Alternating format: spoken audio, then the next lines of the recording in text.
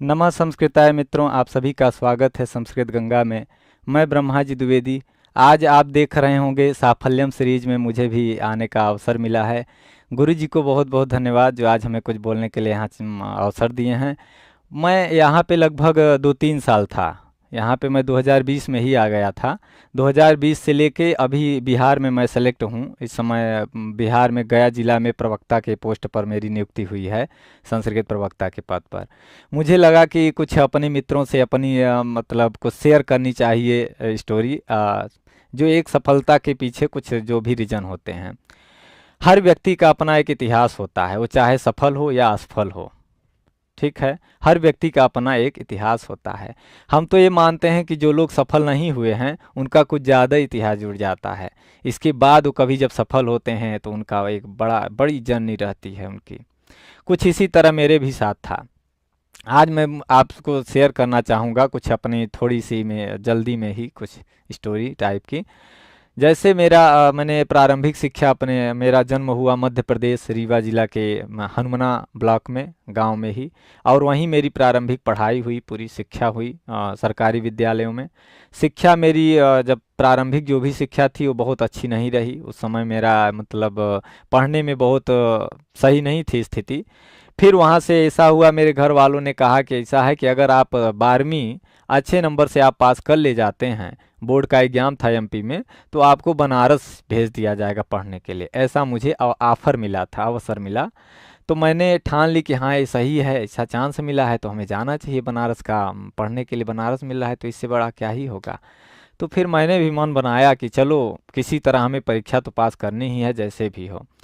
तो थोड़ा बहुत मेहनत किया और परीक्षा, बोर्ड की परीक्षा थी 12वीं, उसको हमने पास किया। फिर वहाँ से हम चले गए बनारस। 2012 में मेरा एडमिशन हुआ शास्त्री में। मैं संपूर्णानंद में गया, वहाँ भी मुझे बहुत कुछ जानकारी थी नहीं। फिर वहाँ ऐसे ही गुरुजनों से भेंट हुई और बहुत सारे मित्रों से मिलन हुआ। सभी लोगों के साथ मैं रहने लगा, पढ़ने लगा। थोड़े बहुत उतार चढ़ाव आते रहे, वो तो सबके जीवन में आते हैं।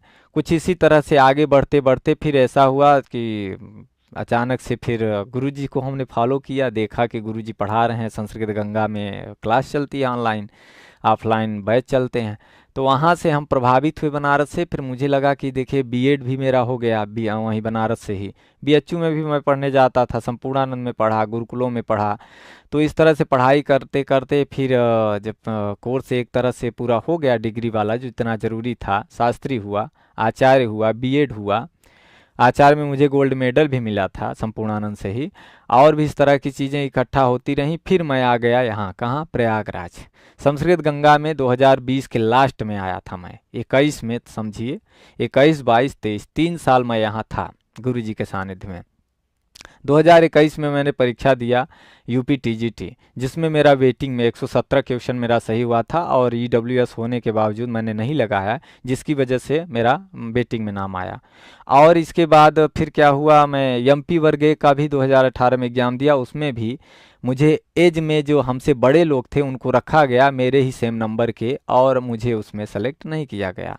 फिर भी थोड़ी दिक्कतें तो हुई, बहुत दिक्कत हुई। उधर बीच मैं यहीं था, परेशान हो गया था।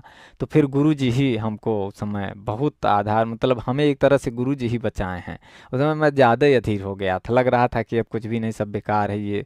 अब यहाँ रहते हैं तो 2-4 लोग जानने भी लग गए थे। तो लगता था कैसे क्या ही जवाब दें कि कैसे नहीं हुआ अभी तक आपका। तो फिर ऐसे चलता रहा।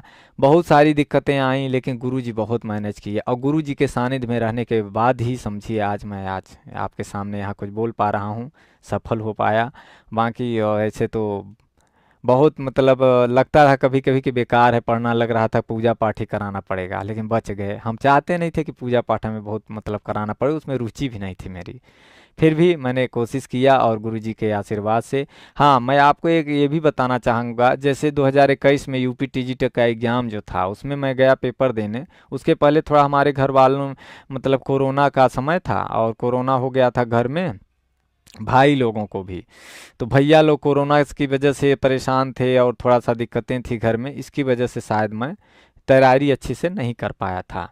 और फिर आया तो एग्ज़ाम देने चला गया, तो एग्ज़ाम में गया तो वहाँ भी पेपर देखा तो लगा कि पेपर तो बड़ा सरल है, पेपर बहुत आसान है। तो इतना ओवर मतलब कॉन्फिडेंट आया, इतनी ज़्यादा ही आत्मविश्वास जगा कि लगा कि मैं तो कर ही ले जाऊँगा। मुझे क्या ही नहीं बनेगा, सब कुछ बन रहा है, सब सरल है, आसान आसान था भी पेपर वैसे।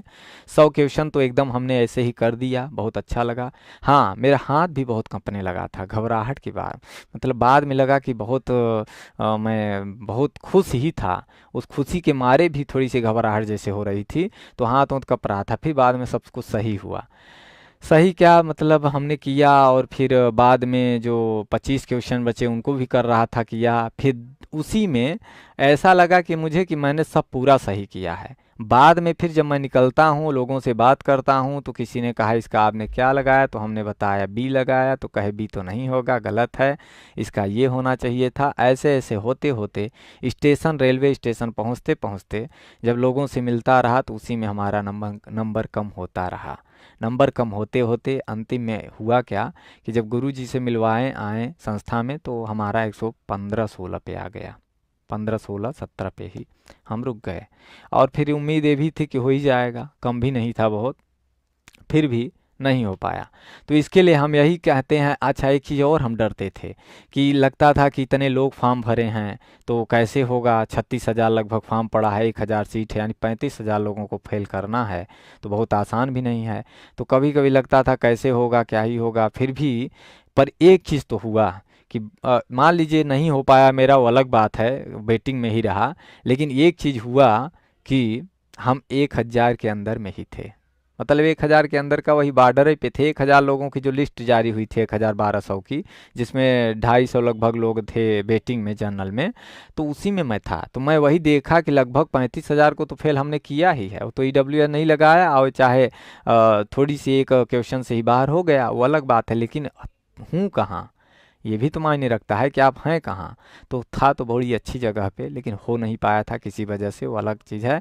तो वही लगता था जब साफल्यम सीरीज बनती थी, तो गुरुजी कहा करते थे कि जो हारा वो भी हमारा, जो जीता वो भी हमारा, जो जीता उससे ज़्यादा जो हारा वो हमारा, गुरु जी ऐसा बोलते थे। तो मुझे लगता था कि सही है, चलिए कम से कम गुरुजी ने ऐसा कहा है तो ज़रूर कुछ अच्छा होगा आगे। और फिर मुझे पूरा विश्वास था कि आज नहीं कल कहीं होगा। दिक्कतें ज़रूर आती थीं, तो उसमें गुरुजी हमको संभालते थे। गुरुजी का बहुत रोल रहा है मेरे सफलता में, और मैं जो भी सीखा था बनारस में उसका यूज हमारा और उसका प्रयोग पूरा, मतलब एक तरह से कहें कि एजुकेशन का प्रैक्टिकल मेरा यहीं हुआ है। संस्कृत गंगा में पढ़ना, पढ़ाना, गाना, जो भी नाटक वगैरह जो भी कार्यक्रम हुए, सभी में मैं लगभग पार्टिसिपेट किया हूँ। और बहुत बार ऑफलाइन बैच में भी जाने का अवसर मिला। लेखन में भी गुरुजी के सानिध्य में बहुत काम अच्छा किया हूँ। गुरुजी के मार्गदर्शन में रह के मैं बहुत अच्छा अच्छा काम भी, हमारे मतलब अब हमको बहुत आता नहीं था, लेकिन गुरुजी ऐसे हैं कि वो जिसके ऊपर हाथ रख दें वो क्या ही नहीं कर सकता है। तो यही सब बातें आपसे कहनी थी, और बस ज़्यादा कुछ नहीं। बहुत बड़ा बहुत मतलब सफलता का बहुत ज़्यादा राज कुछ नहीं है। देखिए, थोड़े थोड़े पढ़ने से एक दिन घड़ा ज़्यादा भर ही जाता है और सफलता मिल ही जाती है, बस उसके लिए थोड़ा भरोसा और धैर्य। अब धैर्य के विषय में ज़्यादा इसलिए नहीं बोल रहा हूँ क्योंकि धैर्य मैं भी खो देता था, मैं खुद ही धैर्य नहीं रख पा रहा था अच्छे से, इसलिए ज़्यादा उसमें कुछ नहीं बोलेंगे। और ठीक है, अभी फ़िलहाल मेरा गया ज़िला में बिहार में हुआ है, पीजीटी में। टीजीटी में भी हुआ था, वहाँ पे बेगूसराय में। मैंने छोड़ दिया था, गया में ज्वाइन किया हूँ। उसके पहले भी कई बार केवीएस में इंटरव्यू दिया तो बुलाया गया था, वो जो उस पे रखते हैं ढाक पे। और भी कई जगह हुआ था, संस्थान में हुआ था, केंद्रीय संस्कृत यूनिवर्सिटी में संभाषण के लिए 40,000 महीने पर, उसको भी मैंने छोड़ दिया था। बनारस में बहुत सारे प्राइवेट स्कूलों में हुआ, ज्वाइनिंग हुई, पढ़ाने के लिए मिला, वहाँ भी छोड़ा। संस्थान, उत्तर प्रदेश संस्कृत संस्थान, इस तरह से बहुत जगहों पे हमें अवसर काम करने का मिला है, प्राइवेट के रूप में भी, ऐसे भी। तो सब चीज़ें, ये अनुभव मेरा यही अनुभव रहा। वैसे आप लोग जानते ही हैं हमारे बारे में, थोड़ा बहुत तो जानते ही हैं सब लोग, यहाँ बहुत दिन से मैं जुड़ा रहा हूँ। ठीक है, ज़्यादा कुछ न बोलते हुए यहीं पे अपनी वाणी को विराम देता हूँ। नमः संस्कृताय।